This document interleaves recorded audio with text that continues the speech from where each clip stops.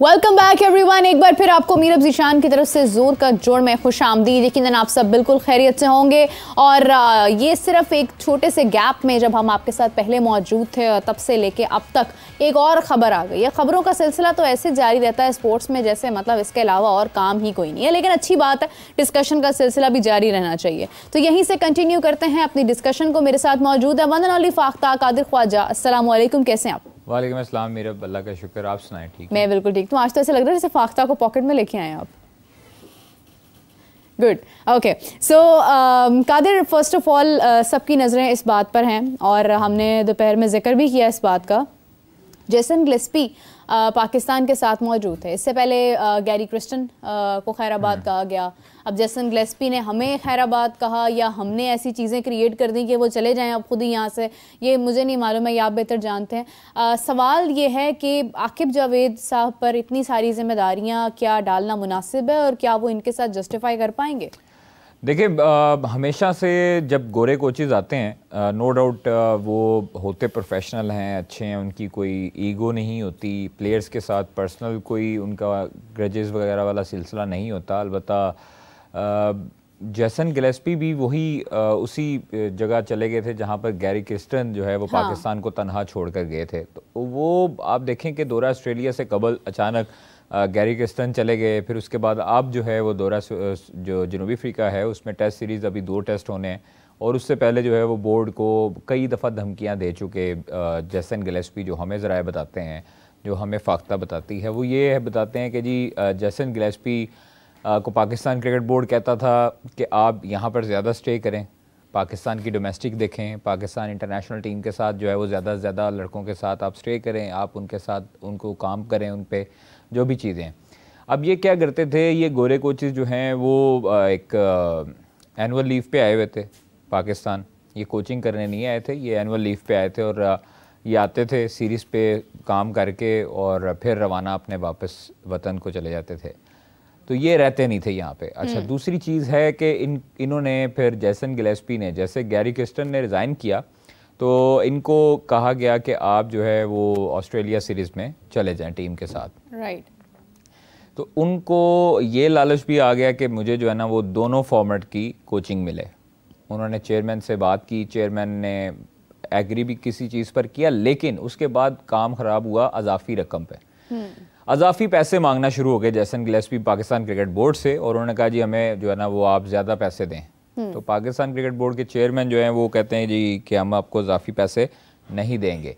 तो उस पर जनाब ये भी एक कन्फ्लिक्ट हुआ और फिर उसके बाद काफ़ी हद तक चीज़ें चलती रहीं। फिर सिलेक्शन कमेटी के पर एतराज़ात आए। फिर सिलेक्शन कमेटी से जब निकाला गया दोनों कोचेज़ को तो उस वक़्त जो है वो दोनों कोचेज़ ने गिटमिट की और फिर उसके बाद दोनों ने इस पर काफ़ी हद तक तहफ़्फ़ुज़ात का इजहार भी किया था कि हम लोग सिलेक्शन कमेटी में नहीं हैं तो हमारा ये होगा वो होगा। खैर वो चीज़ें सारी चलती रहीं।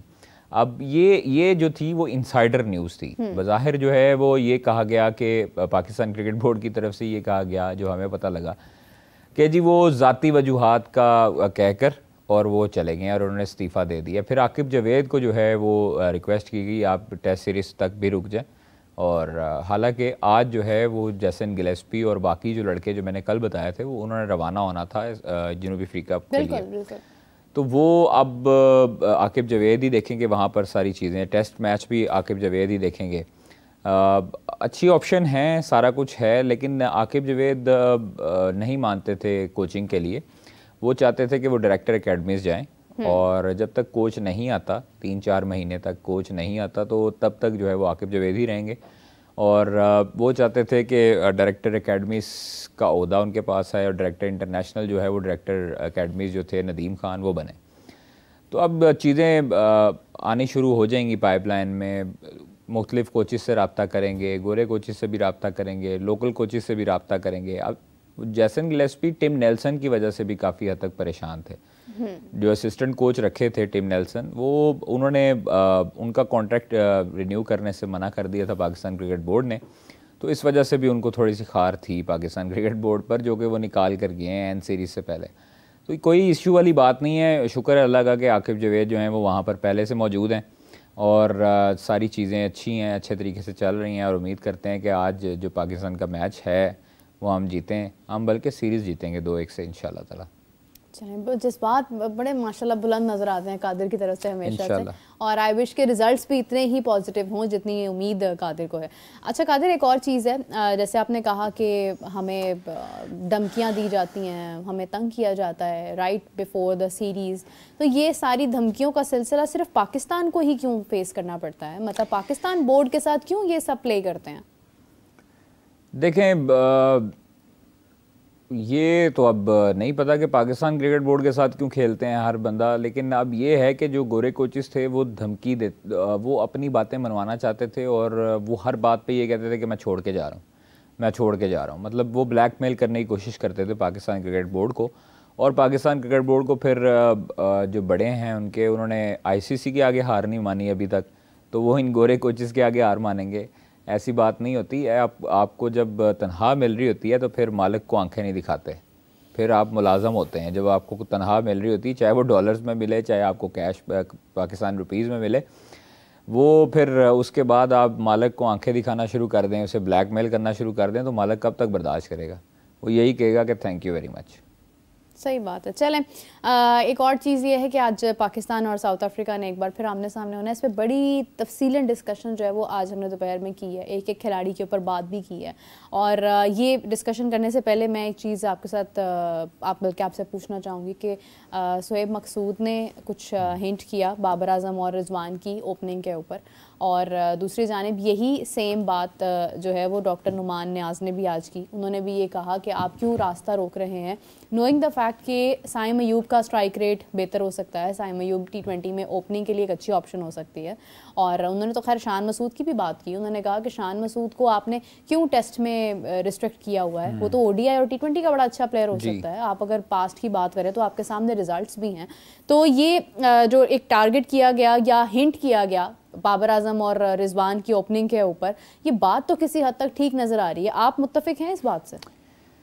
देखिए, मैं शुरू से ही यही कहता हुआ आया हूँ कि अगर आपने ओपनिंग पेयर पे रखना है तो रिजवान ठीक हैं, नीचे से आप बाबर को आप नीचे कर लें, क्योंकि जब आपके दोनों प्लेयर सिमिलर पोजीशन पर खेलते हैं और सिमिलर फ्रेम ऑफ माइंड के होते हैं, उनको फिर ऊपर जो है वो थोड़ा सा परेशानी होती है। अब मुझे ये लगता है कि बाबर आजम शायद नीचे खेलते हुए इसलिए घबराते हैं कि वो दायरे के, मतलब शुरू में खेलते होंगे 6 ओवर्स 36 गेंदें हैं, दायरे में होती हैं, दायरे के जब आप टाइम करते हैं तो वो निकल जाती हैं, फील्डर कोई नहीं होता। तो बाबर आजम को 1 डाउन आना चाहिए उस पोजीशन पर, और साइम के साथ रिजवान को ओपन करना चाहिए। अगर फ़खर होते हैं तो फिर आपको फ़खर और साइम के साथ ही जाना चाहिए। जब तक आपकी ओपनिंग जो है वो ब्लास्टर इनिंग नहीं खेलेगी, तब तक जो है वो आप इसी तरह स्ट्रगल करते रहेंगे और आपके ऊपर प्रेशर आता रहेगा। आप देखिए 6 ओवर्स में अगर आप 70-80 रन्स बनाते हैं या 70 रन्स बनाते हैं या 60 रन्स बनाते हैं, तो इट मीन्स कि आपने अपना काम मुकम्मल किया है और आपके 60 रन से ऊपर आपके पास बोनस है। तो अगर आप 70-80 बना लेते हैं तो आपके पास 6 ओवर्स में बहुत अच्छा स्टार्ट मिल गया। आगे आप मज़ीद 4 ओवर्स में 115, 110, 20 बना लेंगे और आपके पास टोटल आप देखेंगे 20 ओवर्स हैं। आपके पास विकेट भी हों, आपके ओपनर्स जो हैं अगर दोनों ही अच्छे जारहाना प्लेयर होंगे तो आपको 6 ओवर जो है वो लूटने चाहिए। और मेरा ख्याल है कि बाबर आजम को नीचे रखना चाहिए अपने आप को और थोड़ा टाइम लेके खेलना चाहिए। ओपनिंग में वो प्रेशराइज होते हैं जब उनको डॉट हो रही होती हैं, जब वो चौके नहीं लग रहे होते, कंडीशन जो है वो ऐसी साजगार नहीं होती कभी कभी, तो वो फिर परेशानी जो है उनके लिए बढ़ती है। तो इसलिए मैं समझता हूँ कि शान मसूद देखें बेस्ट ऑप्शन है आपके पास मिडल ऑर्डर के लिए, 1 डाउन 2 डाउन पोजीशन के लिए। वो वर्ल्ड कप में भी खेला, अच्छा खेला, ODI में भी बेहतरीन ऑप्शन है। आपके पास बैटिंग लाइनअप ये होगी कि आपके विकेट, आपको पता होगी कि शान खड़ा है तो विकेट नहीं आपकी जाती।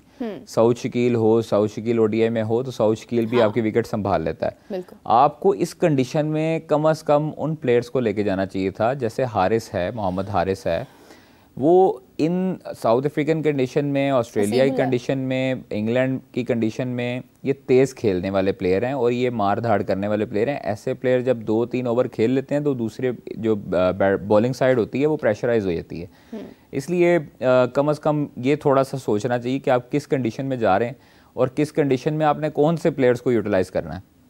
आप कंडीशन में जा रहे हैं साउथ अफ्रीका की, और आप खिलाफ आपने सेलेक्ट किए हैं प्लेयर एशियन कंडीशन के, मतलब एशियन कंडीशन से मुराद जो स्पिनर्स को अच्छा खेलते हैं।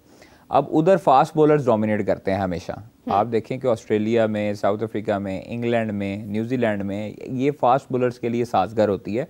इसमें आपको वो प्लेयर लेके जाने चाहिए जो फास्ट बॉलर्स को खेलते आए हैं और उनको शौक है फास्ट बॉलर्स को खेलना और पंच हिट करना। तो ये थोड़ा सा मुझे लैक लग रहा है सिलेक्शन में, कि आपने जो सिलेक्शन की है नए लड़कों की वो नो डाउट अच्छी की होगी, लेकिन मौका दे रहे हैं तो फिर उन लोगों को भी मौका दें जो इसके हकदार हैं। और मतलब आप जो है वो एक प्लेयर को कैसे रिस्ट्रिक्ट कर सकते हैं कि वो सिर्फ टेस्ट का ही प्लेयर है, वो सिर्फ वनडे का ही प्लेयर है, या सिर्फ वो T20 का ही प्लेयर है। इंडिया जब आपको मौका देता है तो वो गिल को T20 में भी देता है, वनडे में भी देता है, टेस्ट में भी देता है, आपको पांड्या को टेस्ट में भी देता है, वनडे में भी देता है। बुमराह इनफैक्ट बुमराह तो नहीं नाम बन देखें जाते ना? फिर उनकी फिटनेस भी वैसी है, फिर जिधर आराम देना होता है फिर उनको वो आराम भी देते हैं। तो यहाँ पर आराम वाला तो कोई चक्कर ही नहीं है। आप आराम देंगे, यहाँ पर आप आराम देने का कहते हैं किसी प्लेयर को तो वो बेचारा ओवर थिंकिंग करने शुरू हो जाता है कि जी मैं अब आराम करूँगा तो मेरी जगह अगर कोई आएगा तो वो परफॉर्म करके अब मेरा तो नहीं नाम लेगा कोई भी। तो ये चीज़ें हैं, थोड़ी सी इनसिक्योरिटी होती है प्लेयर को, लेकिन आपको इतना अपने ऊपर बिलीव होना चाहिए, यकीन होना चाहिए कि आपकी जगह कोई नहीं ले सकता। मतलब अगर बाबर आजम, शाहीन, नसीम, हारिस, रिजवान, इनको अगर रेस्ट करना भी पड़ता है तो इनकी जगह कोई भी नहीं लेगा, क्योंकि आपको पता है कि आपके पास पीछे लौट कैसी आ रही है। बिल्कुल ऐसे ही है। अभी जिम्बाब्वे सीरीज अगर हुई है और उसमें परफॉर्मेंसेस आई हैं तो उसमें एक दो ही लोग तब्दील हुए हैं ना, मतलब पूरी टीम तो नहीं तब्दील हो गई है। और कादिर, एक और चीज़ है, देखिए आपने कहा कि रिजवान के साथ साइम को ओपनिंग करनी चाहिए। मैं पर्सनली अगर बात करूँ, मेरे ख्याल से तो रिजवान का भी स्ट्राइक रेट T20 वाला नहीं है और ओपनिंग वाला तो बिल्कुल भी नहीं है। मतलब ओपनिंग में आपको स्ट्राइक रेट चाहिए, आपकी डिमांड है T20 के अंदर कि आपके पास ओपनिंग के लिए एक अच्छे स्ट्राइक रेट वाले बैट्समैन हो, तो फिर आप ओपनिंग के साथ जाएं। लेकिन अगर आपके पास रिजवान, जिन्होंने एज एन ओपनर उन्होंने 74 रन्स तक वो उन्होंने लेके गए, लास्ट इनिंग्स तक जो है वो रहे हैं। आई मीन कि मतलब उन्होंने इतना स्टे किया T20 में टेस्ट की तरह, और 74 बनाने के बावजूद हम मैच नहीं जीत पाए हैं। तो फिर देखिए स्ट्राइक रेट का काफ़ी हद तक असर रसूख है इसके अंदर, T20 के अंदर। देखें मैंने आपको कहा है कि प्लेयर हमेशा वो कामयाब होता है T20 में जो घबराता नहीं है, हाँ, जिसको डर नहीं होता। जब आप डर के साथ जाएंगे कि मैंने 30-35 करना ही करना है, नहीं तो फिर जो है ना मेरी शामत आ जाएगी, मुझे बाहर निकाल देंगे, तो फिर आपको जो है ना वो विकेट गंवानी पड़ती है। आप देखिए साइम जो है उसको जब आपने पीछे से एक ट्रस्ट दिया हुआ है कि वो कहीं नहीं जाने वाला, तो फिर उसके बाद वो खुल के खेलता है, चाहे एक विकेट डाउन भी होती है। जब आप किसी प्लेयर को कॉन्फिडेंस देते हैं ना कि 10 मैच तेरे पक्के हैं, तू खेल, तो आप देखें कौन नहीं खेलता। मतलब कहें तैयब ताहिर को, मैर बिन यूसुफ को, कहें किसी को आप के जनाब आप खेलो, 10 मैच आपके पक्के हैं, 10 मैच पे आपकी जो है ना वो स्टैट्स निकालेंगे, उस पर परफॉर्मेंस निकालेंगे। 10 मैचेस में आप देखें कैसे खेलते हैं लड़के खोल के।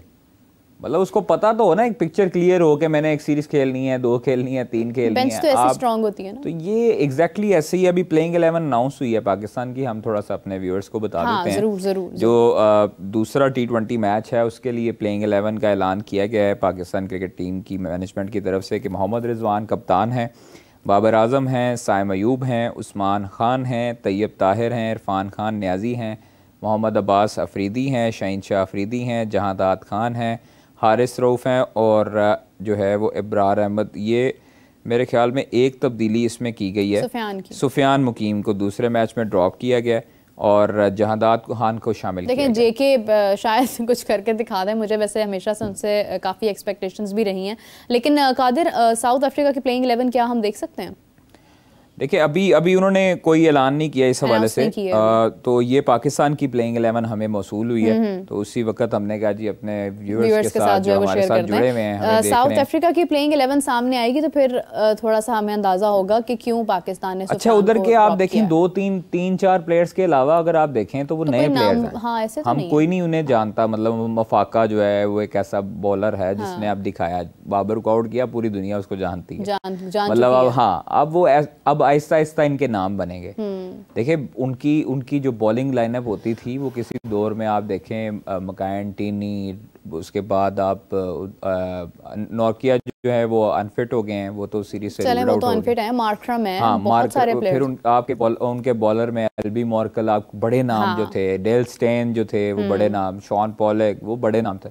अब जो है वो ये सूरत हाल है कि अब आप गिने चुने नाम बॉलिंग साइड से ले सकते हैं कि मतलब आप अफगानिस्तान से कहेंगे तो आपको एक नाम नजर आएगा, वो राशिद खान है। राशिद खान है, इवन बैटिंग में उनके सिर्फ नवीन उल हक आपका फास्ट बॉलर उनका नजर आएगा। आप भारत की तरफ से देखेंगे आपको भारत में सिराज, पांड्या, उसके बाद बुमराह, उसके बाद एक शामी है वो है, तो वो आपको प्रोमिनेंट नाम नजर आएंगे। अब नए नाम आते हैं तो वो आप उनके बारे में सर्च करेंगे कि ये क्या खेला हुआ है, क्या है प्लेयर, इसके बारे में तो आप जहादात खान को वो भी सर्च करते होंगे कि ये किधर से आ गया, ये कैसा प्लेयर है, ये कौन है।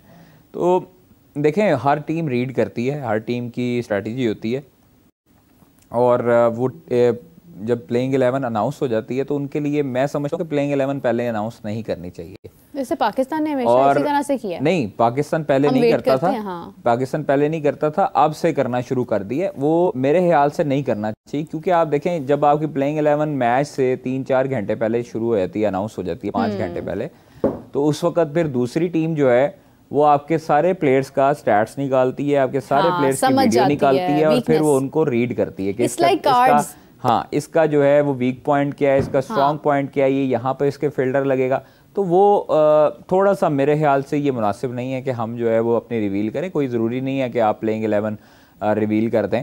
तो ये प्लेइंग 11 एक मरतबा फिर आई है हमारे सामने जी, उसमें मोहम्मद रिजवान हमारे विकेट कीपर कैप्टन और बाबर आजम, साइम अयूब, उस्मान खान को अगेन शामिल किया गया है। तैयब ताहिर, मोहम्मद इरफान खान, मोहम्मद अब्बास आफरीदी, शाहीन शाह आफरीदी, जहादात खान, हारिस रऊफ और अबरार अहमद। आज वैसे विकेट्स की उम्मीद ज़्यादा किसकी जानिब से है, क्योंकि रन्स बड़े अच्छे बनते हैं, सेंचुरियन में किसका मंचूरियन बनने जा रहा है आज? देखिए आज पाकिस्तान जीतेगा इंशाल्लाह ताला, और पाकिस्तान अगर टॉस जीतता है तो पहले बैटिंग करनी चाहिए। हमारे कई लोग हो रहे होंगे जो इस टाइम पे हंस रहे होंगे मेरी बात पे, और उनको मेरी बात पे यकीन नहीं आ रहा होगा। इवन हमारा यहाँ पे अभी कैमरा मैन है वो भी हंस रहा है। तो ये चीज़ें जो है आप देखें कि मैं तो नहीं हंस रही। नहीं, मैं मुझे आदत हो गई आपसे ऐसी बातों की। देखें मैंने जो कहा वो हुआ। ये नहीं बताते आप मुझे किसकी तरफ से कह रहे हैं। आप ये बताएं 2-1 ऑस्ट्रेलिया हुआ, हम 22 साल के बाद जीते। लोग हंसते होंगे ना हमें सुन के कि यार ऑस्ट्रेलिया में आप लोग हराएंगे वनडे सीरीज, यार कम ऑन। फिर उसके बाद जिम्बाब्वे से खैर हम 3-0 ही थे, लेकिन वो 2-1 हुआ। मुझे आपका जो है ना वो 3-1 3-0 नहीं मैंने कहा कभी, हाँ एक दफा कहा था, वो इंग्लैंड वाला भी याद है मुझे, वो इंग्लैंड जीत गया। अच्छा नहीं, अब जब से वो वाला मामला हुआ है ना तब से ना बताते नहीं है कि ये 3-1 या 2-1 किसकी तरफ से है, बस इतना बोलते हैं 2-1 होगा। खैर अगेन कादिर, ज़्यादा अगर आप टॉस की बात कर रहे थे कि स्कोर जो है वो कितना बन सकता है। अच्छा एक सवाल जो है ना वो सुबह से मैं काफ़ी पूछना चाह रही हूँ सबसे, एक प्रेडिक्शन कि जो भी टीम पहले बैटिंग करती है, देखें इस वक्त मैं दोनों को इक्वली समझती हूँ, बल्कि मैं साउथ अफ्रीका को ज़्यादा स्ट्रॉन्ग समझती हूँ बैटिंग के एतबार से। एक तो कंडीशन है, एज है, और दूसरा उनमें अगर आप जॉर्ज लिंडे की बात करें जिन्हें वो वहाँ भूल गए थे, प्लेयर्स बहुत अच्छे होम अलोन की तरह, उसके बाद मिलर किलर अब फॉर्म में वापस आया, जॉर्ज लिंडे है, तो उनके प्लेयर्स अच्छे हैं, मतलब वो स्कोर कर सकते हैं, अपनी कंडीशन को जानते हैं। लेकिन मैं समझता हूँ कि अगर पाकिस्तान टॉस पहले जीतता है और 175 करता है, 170 अबव करता है, तो पाकिस्तान इंशाल्लाह कर लेगा। देखिए 170 या 175, centurion is good in making runs as well, और इससे पहले जो साउथ अफ्रीका ने हमें टारगेट दिया था वो 184 का था। इट मीन्स कि अगर हम इस कंडीशन में हम 175 रन्स बनाते हैं पहले बैटिंग करके, और साउथ अफ्रीका उसको चेस करने की तरफ जाता है, तो साउथ अफ्रीका को ज़्यादा प्रॉब्लम नहीं होगी चेस करने में। और हमारा जो मैंने फील किया है, देखें मेरा चेस जो है ना वो आपको जब 150 भी करना पड़ता है ना, तो उसके हिसाब से आपको स्ट्रेटजी बनानी पड़ती है। आप अंदर जब ग्राउंड में होते हैं उस वक्त बहुत ज़्यादा प्रेशर होता है चेस में। आप जब रन बना रहे होते हैं, आप टारगेट देने जा रहे होते हैं, उस टाइम आप पे प्रेशर इतना खास नहीं होता। हाँ, डेथ ओवर्स में ज़रूर होता है कि आपने फिनिश कैसे करना है। आपने अपनी विकेट्स 10 ओवर्स में शुरू के 10 ओवर्स में आपने अपनी विकेट्स 3 से 4 अपने गवाई भी हैं ना, तो आपको परेशान नहीं होने की जरूरत। फिर आखिर वाले जो 10 ओवर्स हैं वो फिर आपके मिडिल ऑर्डर और टेल एंडर। लेकिन कादिर, आप सेकंड इनिंग्स के मुताबिक ठीक बात कर रहे हैं, मगर मुझे जो चीज़ ने बड़ा हैरान किया था लास्ट टाइम वो ये थी कि हमने 94 पर 5 विकेट्स हासिल कर ली हुई थी, उनके 94 रन्स बने थे सिर्फ, और मैं एक्सपेक्ट ये कर रही थी कि जब 7 विकेट्स गई हैं तो आई वाज एक्सपेक्टिंग कि हार्डली 150-155 तक इन्हें रोक लेना चाहिए। लेकिन हम लोग पता नहीं क्यों विकेट्स हासिल करने के बाद ना इतना बिलीव कर लेते हैं खुद पे कि अब तो मैच हमारे हाथ में, हमें थोड़ा सा उस टाइम एग्रेशन दिखाना चाहिए, एग्रेसिव मोड में होना चाहिए, ताकि हम लोग जब एक चार्ज कर रहे होते हैं किसी बैटिंग पर और बैट्समैन जब नया आता है तो खास तौर पर उसकी विकेट लेने जाने चाहिए, क्योंकि वो नया जब ग्राउंड में आता है उसको सेटल डाउन होते टाइम लगता है। हाँ। तो वो उसको मेरा ख्याल है कि वहाँ पर सोच विचार करनी चाहिए और करना चाहिए। मेरे ख्याल से उनको अग्रेसिव मोड में ही जाना चाहिए, डिफेंसिव मोड में नहीं जाना चाहिए। डिफेंसिव मोड में नहीं जाना चाहिए। और सेकेंडली ये कि आपका फॉर एग्जांपल अगर आपका माइंड है कि आपने 150 तक इन्हें रिस्ट्रिक्ट करना है, तो उसके ऊपर अगर 15 रन भी ज्यादा हो जाते हैं ना तो वो आपके गले पड़ जाते हैं। एग्जैक्टली। और फील्डिंग जो है वो खास तौर पर फील्डिंग बहुत मैटर करती है। हाँ। जब आप कैचेस छोड़ेंगे, जब आप फील्डिंग अच्छी नहीं करेंगे तो आप पे अल्टीमेटली आप पे प्रेशर आ जाएगा। हाँ। और जब आप पे प्रेशर आएगा तो फिर आप बुखलाहट का शिकार हो जाएंगे, आपको पता नहीं लगेगा कि आप फैसले क्या कर रहे हैं। बिल्कुल ऐसे। इसलिए रिजवान नो डाउट बहुत अच्छा कैप्टन है, बहुत अच्छी उसकी माइंडसेट है कैप्टनसी के हवाले से। उसने मुल्तान सुल्तान को जिस तरह चैंपियन बनवाया, फाइनल में लेकर गया, तो मैं समझता हूँ कि रिजवान के पास वो एबिलिटी मौजूद है कि वो T20 में भी उसको इतना तजर्बा हो चुका है खेल के कि वो T20 में, हालांकि बाबर और शाहीन को चलाने वाला भी रिजवान था। This is not our first time.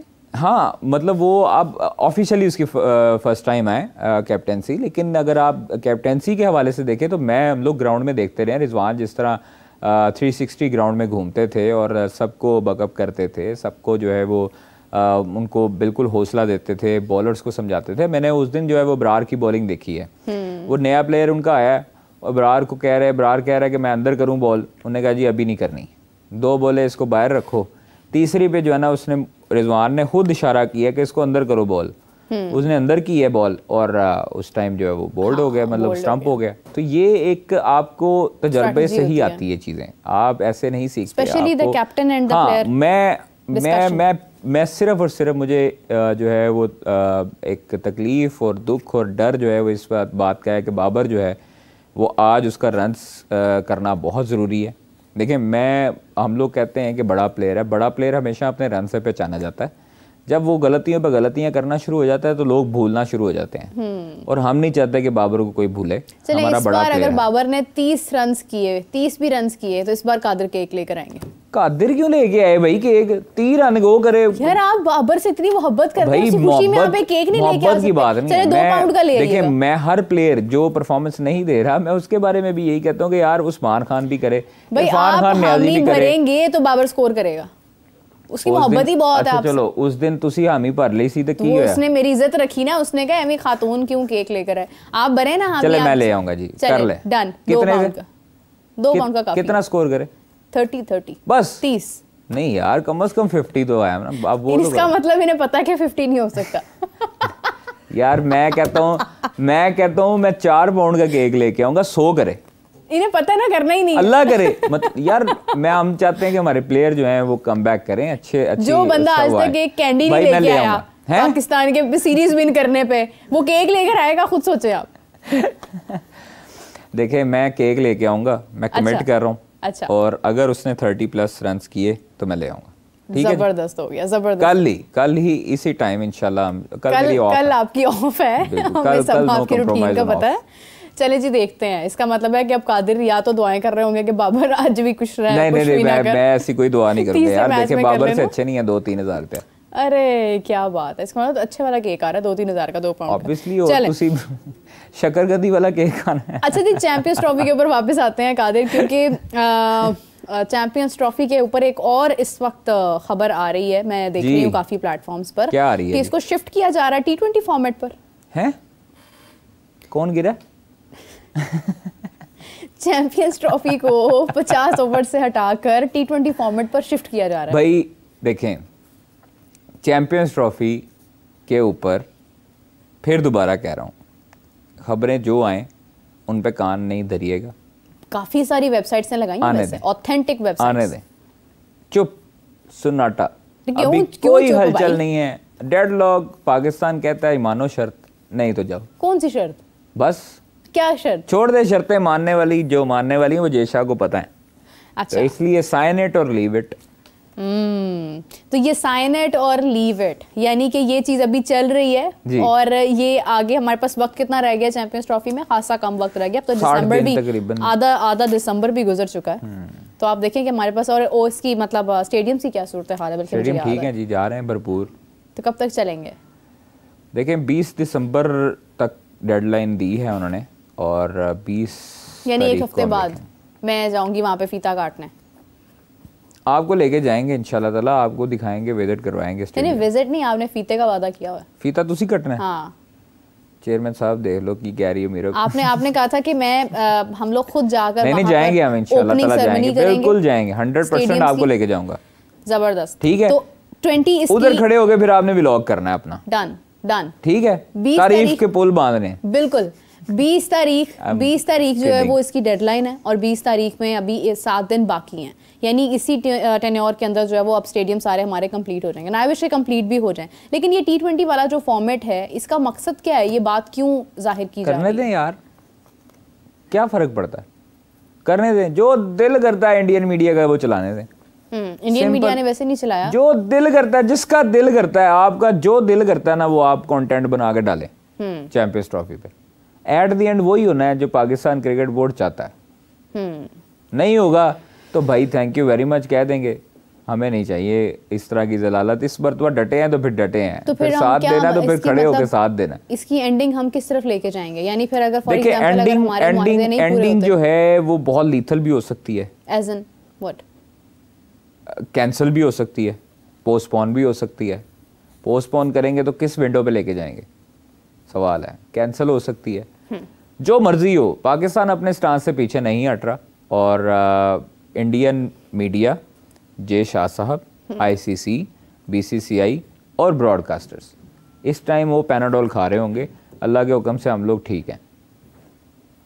चलें, अगर ऐसा ही है तो पत्ते अगर आपने भिजवाने हैं पैनाडोल के तो आप वो उनको DHL कर सकती हैं। नहीं ज़रूरत नहीं है। आई विश के जैसा कादिर कह रहे हैं ऐसा ही हो, क्योंकि वाकई में फैसला जो है वो आना बहुत इंपॉर्टेंट है इस वक्त। इट्स नॉट अबाउट दैट कि if we make fun of anyone. इस वक्त डिसीजन आना बहुत इंपॉर्टेंट है, क्योंकि वी आर टू क्लोज ना। हमारी PSL है इसके बाद, ठीक है, मतलब चैंपियंस ट्रॉफी जैसे ही एंड होगी PSL शुरू हो जाएगी। तो ये सारा कुछ डिस्टर्ब हो रहा है इस सारे पीरियड में, और आपके खिलाड़ी हैं। फिर अभी तक हमें नहीं पता कि हमारी टीम कौन सी सिलेक्ट होगी चैंपियंस ट्रॉफी में, हमारे कौन कौन से प्लेयर्स शामिल होने वाले हैं।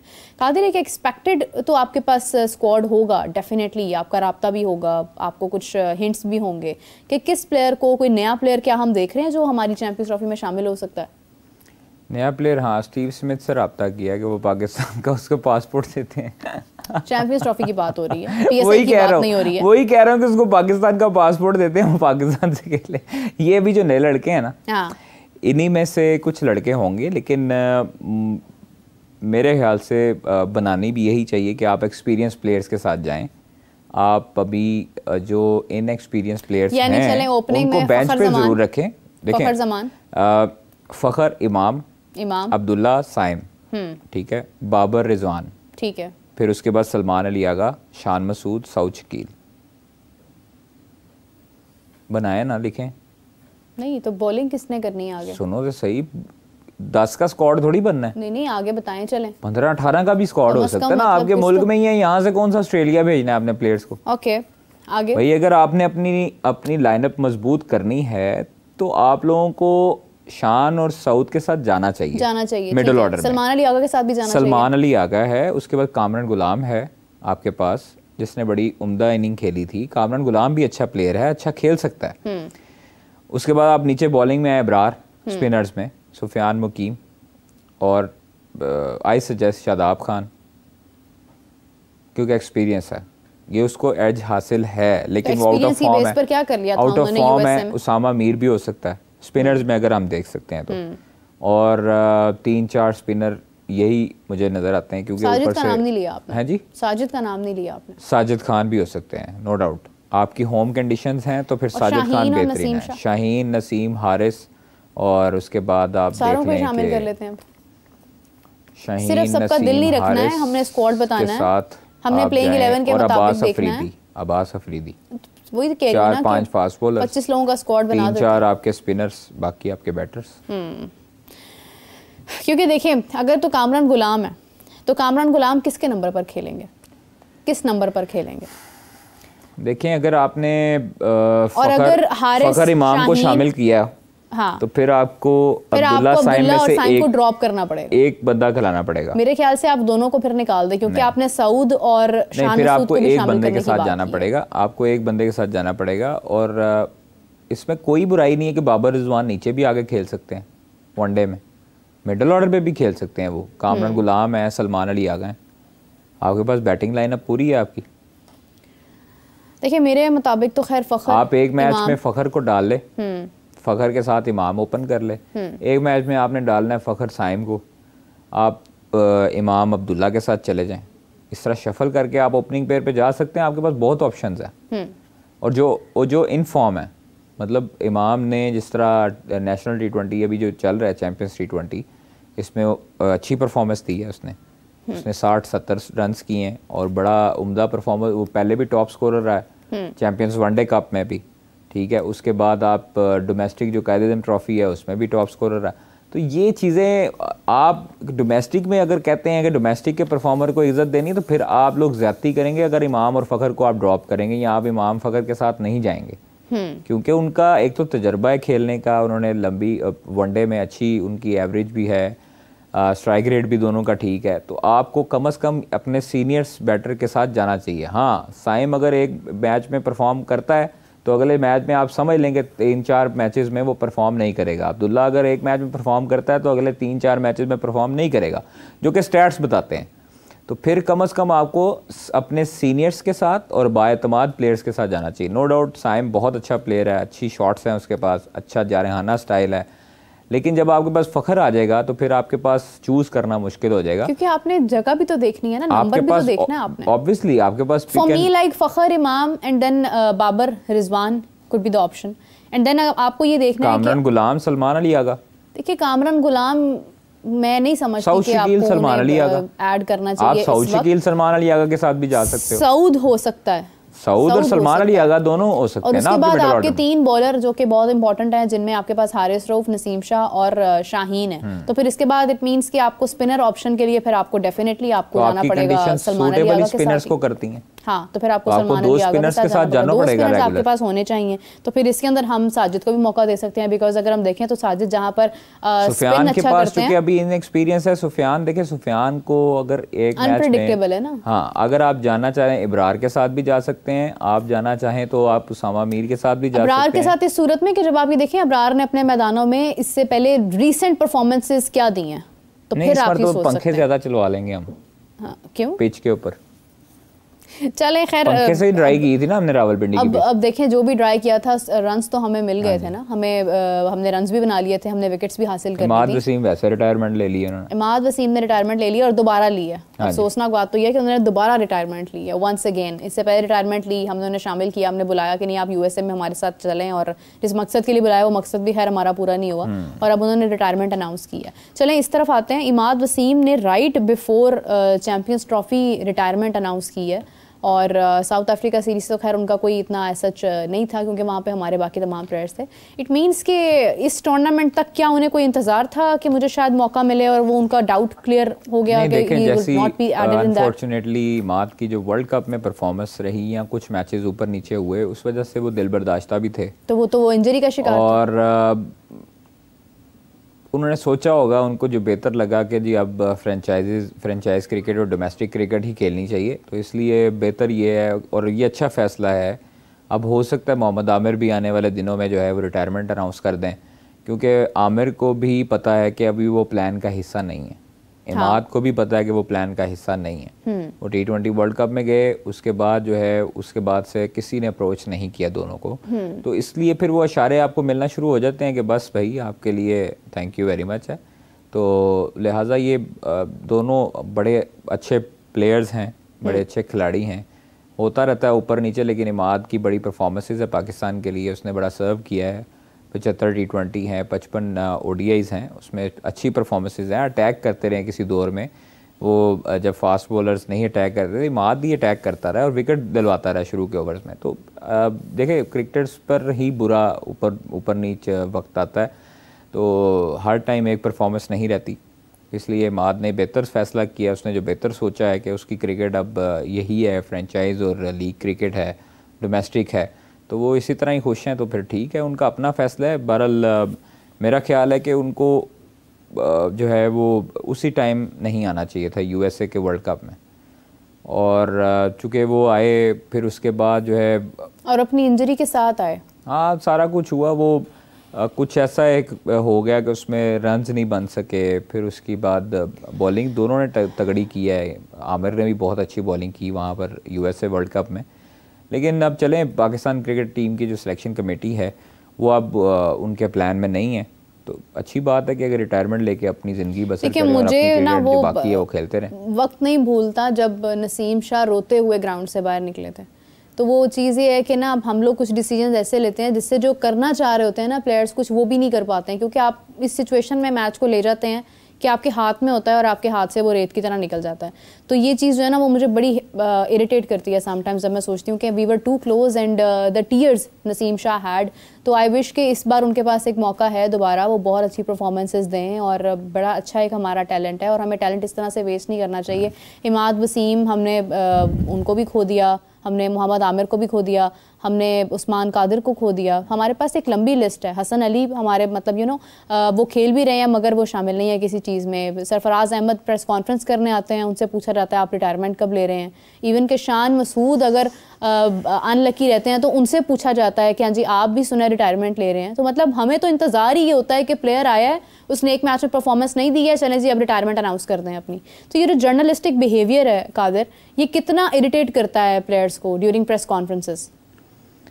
देखिए नो डाउट प्लेयर्स भी इंसान होते हैं, और कभी किसी प्लेयर को पर्सनल एजेंडे पर नहीं पूछना चाहिए कोई भी सवाल। हाँ, आपके जो एथिक्स हैं, आपकी जो चीज़ें हैं, आपको उसके जो परफॉर्मेंस है उस पर सवालात करने चाहिए। पर्सनल लाइफ पर उसकी मर्ज़ी है, वो जब दिल चाहे वो करे जो करे। प्लेयर जो हैं वो भी एक इंसान होते हैं, रोबोट नहीं होते, उनकी भी फीलिंग्स हैं।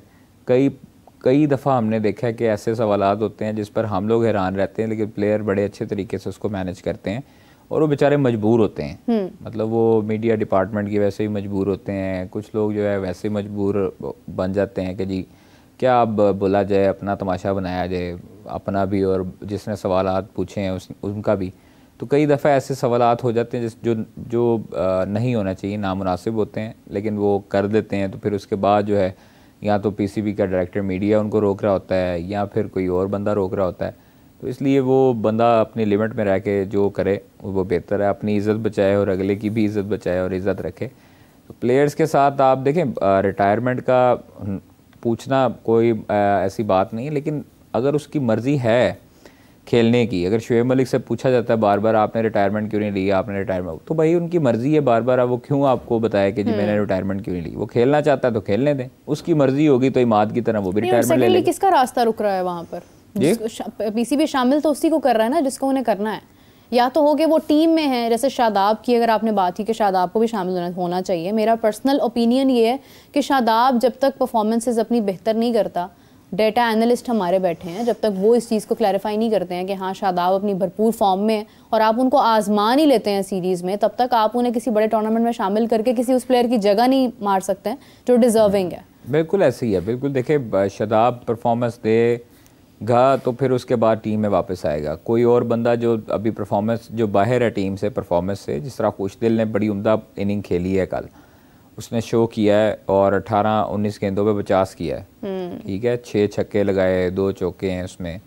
तो जो बंदा जान लगा रहा है, अगर वो बंदा अच्छा खेल रहा है, आसिफ अली टाइप, इफ्तिखार हो गया, खुशदिल हो गया, अगर वो कम बैक करना चाहते हैं तो वो अपने बल्ले से जवाब दें और बल्ले से सारों का मुंह बंद करें और वापस टीम में आए। बिल्कुल, उनको कोई कुछ कहेगा। अगर वो इसी तरह आ जाएंगे बगैर परफॉर्मेंस दिए तो फिर सब कुछ बोलेंगे। बिल्कुल सही बात है। खैर कादर, आपका बहुत शुक्रिया, thank you so much for joining us. और एक क्वेश्चन मैं छोड़कर जा रही हूँ अपने व्यूअर्स के लिए कि आज पाकिस्तान और साउथ अफ्रीका के दरमियान जीत किसकी होगी, कमेंट्स में ज़रूर बताइएगा। I would love to read that, और प्रॉबली जिसकी प्रेडिक्शन सही साबित होगी उसका जिक्र हम अपने प्रोग्राम में भी करेंगे। तो मुझे और कादर को दीजिए इजाज़त, अपना बहुत सारा ख्याल रखिएगा। Take care, bye bye.